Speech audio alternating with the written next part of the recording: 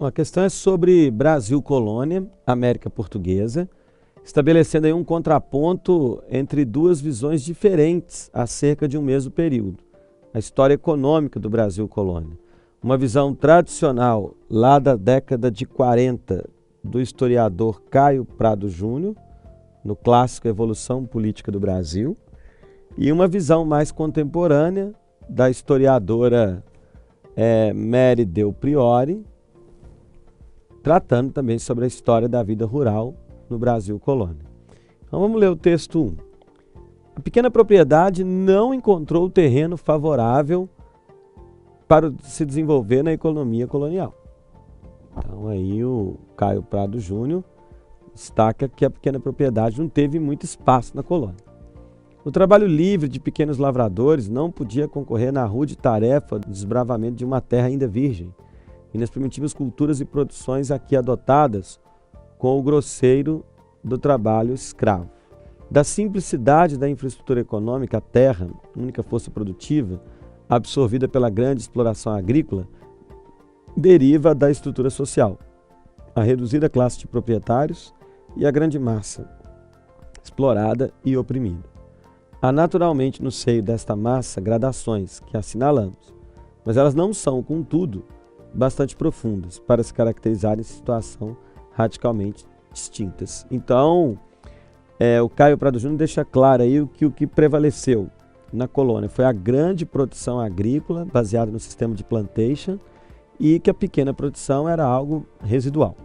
Vamos ver aí o texto 2 da Mary Del Priore.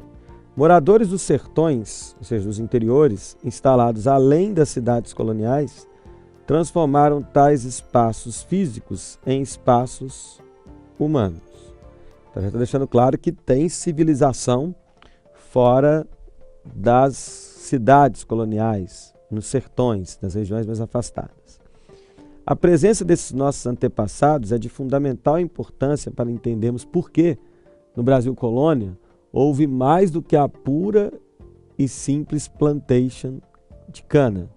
A visão plantacionista, que considera todas as atividades não voltadas para exportação como irrelevantes, embaçou durante muito tempo a contribuição que milhares de agricultores deram à história do nosso mundo rural. Então a Mary Del Priore já demonstra a relevância dessa produção, digamos, marginal, que vai além do sistema de plantation.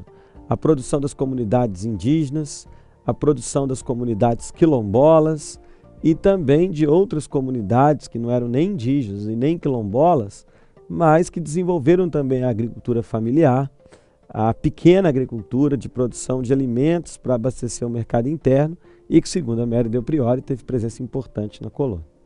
Então vamos agora ao enunciado. O argumento defendido no texto 2, que se contrapõe à concepção apresentada no texto 1 acerca da organização socioeconômica do Brasil colônia, corresponde a... Então, qual que é o argumento do texto 2, que está se contrapondo ao texto 1? Então, o argumento defendido no texto 2 é da uniformidade das atividades econômicas? Não. A Mary Del Priore fala de uma diversidade das atividades econômicas. B. Carência de uma atividade destinada ao mercado interno? Também falso. Apesar de prevalecer o sistema de plantation voltado para a exportação, as atividades destinadas ao mercado interno eram presentes, segundo a Mary Del Priore, muito relevantes. C. Organização social inibidora do processo de miscigenação. Aí é um equívoco. A miscigenação aconteceu em todos os espaços da colônia, esteve presente também nos sertões, nas cidades. Aí o texto não está abordando essa questão. D. Rigidez da estrutura social do sistema econômico instituído. Não. A Mary Del Priore demonstra que, apesar do predomínio de um sistema de dominação, essa estrutura foi rígida, mas não o suficiente para evitar que houvesse outras formas de sociabilidade e de desenvolvimento do sistema econômico. Letra E.